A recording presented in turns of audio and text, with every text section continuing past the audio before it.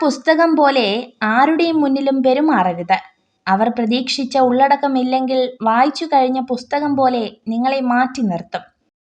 ജീവിതത്തിൽ കണ്ടുമുട്ടുന്നവരെ ആശ്രയിച്ച് നിങ്ങളുടെ ഭാവി കണക്ക് കൂട്ടരുത്. ചിലർ വഴിതിരിഞ്ഞു നടക്കും, മറ്റു ചിലർ ജീവിതം പഠിപ്പിക്കും. ചുരുക്കം ചിലർ മാത്രമേ ഒടുക്കം വരെ കൂടെ ഉണ്ടാകൂ.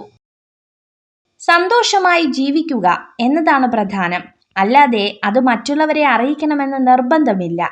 ഓർക്കുക, എല്ലാവരും നമ്മുടെ സന്തോഷം ആഗ്രഹിക്കുന്നവരല്ല. ഒരാളുടെ വിജയത്തിന് മധുരം നിശ്ചയിക്കുന്നത് അയാളുടെ പരാജയങ്ങളാണ്. ഏതൊരു മനുഷ്യന്റെ വിജയത്തിനു പുറകിലും ഒരു വീഴ്ചയുടെ മുറിവുണ്ടാകും. ജീവിതത്തിൽ തോൽവി അനുഭവപ്പെടുമ്പോഴാണ് മനുഷ്യർ അവരുടെ തെറ്റുകളിൽ നിന്നും പഠിക്കാൻ ശ്രമിക്കുന്നത്. ചില തോൽവികൾ വലിയൊരു പാഠമാണ്.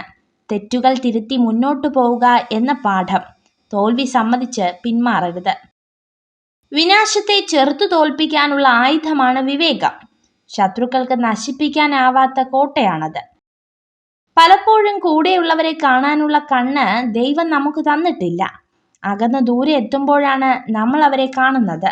നമുക്കവർ എത്ര വലുതായിരുന്നു, എത്രമാത്രം ആശ്വാസമായിരുന്നു എന്നൊക്കെ അപ്പോഴാണ് നമ്മൾ അറിയുന്നത്. ജീവിതത്തെ ഒരിക്കലും നിസ്സാരമായി കാണരുത്.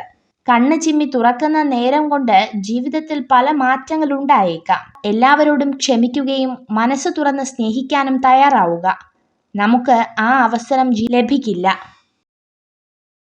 ജ്ഞാനികളോടൊപ്പം നടക്കുന്നവൻ ജ്ഞാനിയാകുന്നു, എന്നാൽ വിഡ്ഢികളുടെ കൂട്ടാളി ദോഷം വിളിച്ചു വരുത്തും. വിജയിക്കാൻ ആഗ്രഹമുണ്ടെങ്കിൽ തോൽക്കാനും പഠിക്കണം. ഓരോ തോൽവിയും ഓരോ പാഠങ്ങളാണ്. ഈ പരാജയം വിജയത്തിന്റെ അവസാനമല്ല എന്ന് ചിന്തിച്ചു തുടങ്ങുമ്പോൾ നിങ്ങളുടെ ജീവിതത്തിന്റെ വിജയം ആരംഭിക്കുകയായി. പ്രതീക്ഷിക്കുന്നതെല്ലാം സംഭവിക്കണമെന്നില്ല, എങ്കിലും നല്ലത് ചെയ്യുക, നന്മയിൽ ജീവിക്കുക. അപ്പോൾ ജീവിതം മനോഹരമാകും. നിങ്ങൾ സ്നേഹിക്കുന്ന ഒരാളെ കാണുമ്പോൾ പുഞ്ചിരിക്കാതെ കടന്നു പോകാൻ ശ്രമിക്കുക.